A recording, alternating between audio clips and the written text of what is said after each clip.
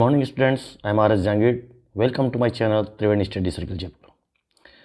आज हम बात कर रहे हैं डस्ट ऑफ स्नो, जो कि क्लास 10th की आरबीएसई और सीबीएसई की फर्स्ट पोइम है and it is written by Robert Frost. थोड़ा गला खराब है। तो रॉबर्ट फ्रॉस्ट के द्वारा ये पोइम लिखी गई है। और रॉबर्ट फ्रॉस्ट जो है एक अमेरिकन पोइट है। और यहाँ डस्ट ऑफ स्नो का मतलब पार्टिकल्स ऑफ स्नो, यानी जो उसके पार्टिकल्स हैं, बर्फ़ के जो कण हैं, उसके बारे में इसमें बताया गया है। पहले तो मैं बता दूं, आजकल हम ये सोचते हैं कि बहुत सारे जो बैड ओमेंस हैं, बहुत सी चीज़ें हैं जिनको हम ये मानते हैं कि अपशकुन है। हम कहीं जा रहे हैं और एक काली बिल्ली ने अगर रास्ता काट दिया तो हम वहाँ जाने से रुक जाते हैं कि काली बिल्ली रास्ता काट गई इसलिए अब नहीं चलें। दूसरा, कभी कभी अगर कहीं जा रहे हैं, कोई छींक देता है तो हम ये मानते हैं कि भाई छींक दिया है इसलिए अपना काम नहीं होगा, इसलिए अपन नहीं चलें। तो इस तरह के बहुत से जो अपशकुन जिनको हम मानते हैं, उन अपशकुनों को के तरह ही जो है इसमें भी दो शब्दों का प्रयोग रॉबर्ट फ्रॉस्ट ने किया है, क्रो और हेमलॉक। तो इसमें पोइम में अगर थोड़ा समरी के तौर पे आपको बता दूं तो ये है कि रॉबर्ट फ्रॉस्ट जो है वो थोड़े से कहीं सैड मूड में हैं, दुखी हैं, परेशान हैं। और परेशान होकर के, दुखी होकर के कहीं एक ऐसे स्थान पर जा रहे हैं जहाँ पर बर्फ़ गिरी हुई है। जहाँ वो जाते हैं और जाते जाते थोड़ा थक जाते हैं तो एक पेड़ के नीचे वो रुकते हैं। और उस पेड़ के ऊपर एक कौवा कहीं से आकर के बैठता है। उस पेड़ पर बर्फ़ जो है, वो पेड़ जो है, पत्तियां जो हैं वो बर्फ़ से ढकी हुई हैं। और जैसे ही वो कौवा कहीं से उड़ कर के आता है, या कौवा पहले से बैठा हुआ, ये इसमें पोइम में इंडिकेट नहीं किया गया है। और वो जब आकर के रुकता है तो जो है वो बर्फ़ के जो कण हैं वो उसके शोल्डर पर गिरते हैं, रॉबर्ट फ्रॉस्ट के शोल्डर पर गिरते हैं। और जो कभी पहले बहुत ही सैड मूड में था, बहुत दुखी था, और उसका मूड जो है वो परिवर्तित हो जाता है और वो बड़ा प्रसन्न हो जाता है। तो ये कुल मिलाकर के इस कहानी, इस डस्ट ऑफ स्नो की एक समरी है यार। और अब हम इससे लाइन बाय लाइन जो है इस पोइम को अपन करेंगे। तो आगे लेते हैं अपन। The way a crow shook down on me, the dust of snow from a hemlock tree. The way a crow, जिस प्रकार से एक कौवा, द वे का मतलब होता है जिस तरीके से, जिस प्रकार से एक कोए ने shook down on me. Shook का मतलब होता है शूक, सेकंड, शेक की सेकंड फॉर्म है। शेक मीन्स होता है हिलाना।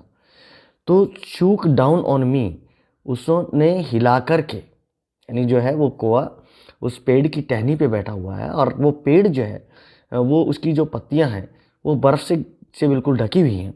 और जैसे ही उस कोए ने कोई हरकत की है, तो यहाँ कोए का जो यूज़ किया गया है वो एक निगेटिव सेंस में यूज़ होता है, क्योंकि कोए को कभी पॉजिटिव सेंस में नहीं लेते हैं, या निगेटिव सेंस में इसका यूज़ किया है तो यूज़ होता है। ज़्यादातर हम उसको निगेटिव मानते हैं। तो जैसे ही उस कोए ने एक हिला करके, उस टहनी को हिला करके जो है हिलाया, या जैसे ही वो उड़ा तो उस टहनी पर से the dust of snow, dust of snow का मतलब होता है पार्टिकल्स ऑफ स्नो, बर्फ के कण कहाँ गिरे?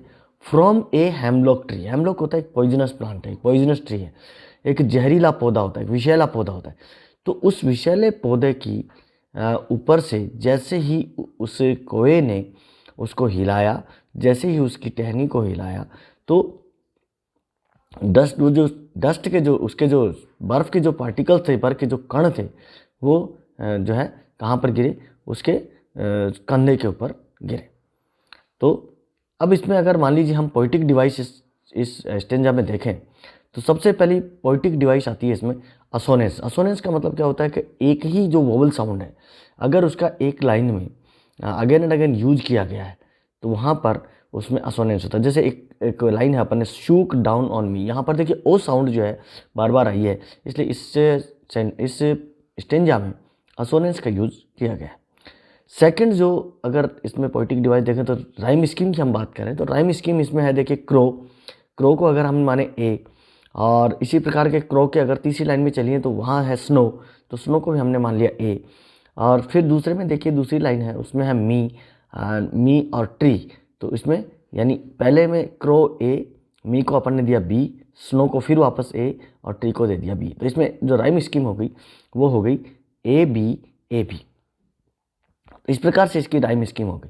तो यानी कोए ने जो है वो कोआ कहीं से उड़ा करके आया और उसके ऊपर जो बर्फ़ थी वो बर्फ़ जो है उसके जो कण थे उसने जैसे ही उसने हिलाया, जैसे ही उसने पंख फड़फड़ाए या जैसे ही वो उड़ कर के वहाँ से गया या कहीं से उड़ कर के आया, ये इसमें क्लियर नहीं किया गया है पॉइंट ने, तो उसके ऊपर जो है वो उसके हेमलॉक ट्री के ऊपर से वो जो पार्टिकल्स थे उसके जो कण थे, स्नो के कण थे, बर्फ़ के कण थे, वो उसके ऊपर गिरे।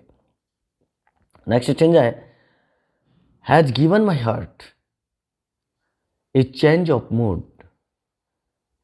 And saved some part of a day I had rued. Rued का मतलब होता है हैड इन रिग्रेट, दुखी रहा, पछतावा उसको रहा।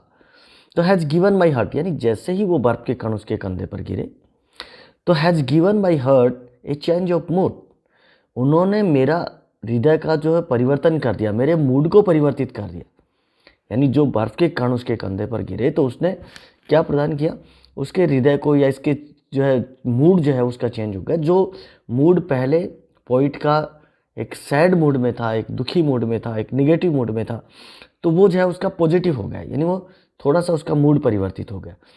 And saved some part of a day I had rued, and saved और बचा लिया, सम पार्ट कुछ भाग बचा लिया, ऑफ ए डे उस दिन का कुछ भाग बचा लिया, आई हैड रूट जिसको मैंने पछतावे में बिताया, जिसको मैंने रिग्रेट में बिताया, जिसको मैं दुखी रहा। यानी इसका मतलब ये रहा कि वो पहले जो है पोइट दुखी था और जैसे ही वो बर्फ़ के कण उसके कंधे पर गिरे तो उसने जो है वहाँ पर वो जो है प्रसन्न हो गया, हैप्पी मूड में हो गया। यानी पहले वो सैड मूड में था, फर्स्ट स्टेंजा में उसने कहा कि वो सैड मूड में था, सेकंड स्टेंजा में कहा कि उसका मूड जो है वो परिवर्तित हो गया और वो जो है प्रसन्नता की स्थिति में आ गया। तो रूट का मतलब यहाँ रिग्रेट, यानी जो दिन उसका पहले जो है रिग्रेट उसमें बिताया था, दुख में रिग्रेट में बिताया था, वो जो है अब प्रसन्नता से उसका मूड जो है प्रसन्नता में चेंज हो गया। इसमें अगर पोइटिक डिवाइस की हम बात करें इस स्टेंजा में और पूरी पोइम में भी अगर पोइटिक डिवाइस की बात करें तो सबसे पहला है एंजाममेंट। एंजाममेंट क्या होता है कि यहाँ देखिए जो लाइनें हैं उनमें कहीं पर भी किसी भी लाइन के आगे कोई फुल स्टॉप, कोई कोमा वगैरह कुछ नहीं है, लास्ट में रूट के बाद में केवल फुल स्टॉप लगाया गया, यानी पूरा जो सेंटेंस है वो अंत में जाकर के इसको खत्म किया। तो ऐसी स्थिति में वहाँ पर होता है एंजाममेंट। सेकेंड अगर हम बात करें तो ये इसमें एक और पोइटिक डिवाइस है, वो है एलिटरेशन। और एलिटरेशन देखिए कहाँ होता है, एलिटरेशन वहाँ पर होता है जहाँ एक ही अक्षर का अगर बहुत ही नज़दीकी से या बहुत ही पास पास जो है उसका रिपीटिशन हो, यानी जिसको अपन हिंदी में और संस्कृत में इसको कहते हैं अनुप्रास अलंकार। तो अनुप्रास अलंकार कहते हैं, एलिटरेशन कहते हैं। तो एलिटरेशन देखिए इसमें एक लाइन दी है हैज़ गिवन माई हार्ट, तो इसमें देखिए एच आ रहा है, हैज में एच आ गया और हार्ट में एच आ गया। तो यहाँ पर क्योंकि दोनों पास पास हैं और एक ही लाइन में है इसलिए यहाँ पर इसमें एलिटरेशन का यूज हुआ है। सेकंड अगर एलिटरेशन का होगा और उदाहरण देखें तो इसमें है and saved some part, saved में एस देखिए और सम में एस देखिए, तो दोनों जगह पर एस एस का यूज हुआ है, इसलिए यहाँ पर भी एलिटरेशन या अनुप्रास अलंकार का प्रयोग किया गया। नेक्स्ट अगर राइमिंग स्कीम की बात करें तो राइमिंग स्कीम देखिए ऊपर जो थी वो थी उसमें ए बी और इसमें जो है हार्ट को अपन ने दिया सी और मूड को दे दिया डी। तो हार्ट पार्ट दोनों, ये पार्ट में भी सी हो गया एंड रूड में डी हो गया। तो यहाँ पर जो राइम स्कीम है वो है सी डी सी डी। इस प्रकार से अपनी ये पोइम जो है कंप्लीट होती है। और इसमें यानी कहने का जो पोइट रॉबर्ट फ्रॉस्ट जो कहना चाह रहा है वो ये कहना चाह रहा है कि हमें केवल नेगेटिव सोच ही नहीं रखनी चाहिए बल्कि अपनी सोच को पॉजिटिव भी बनानी चाहिए। तो अगर आपने मेरे चैनल को सब्सक्राइब नहीं किया है तो उसे अवश्य सब्सक्राइब करें, इसे लाइक और सब्सक्राइब करें ताकि आगे आने वाले जो वीडियोज़ हैं वो आपको मिल सकें, और बेल आइकन को दबाना भी ना भूलें। Thank you very much, thanks a lot.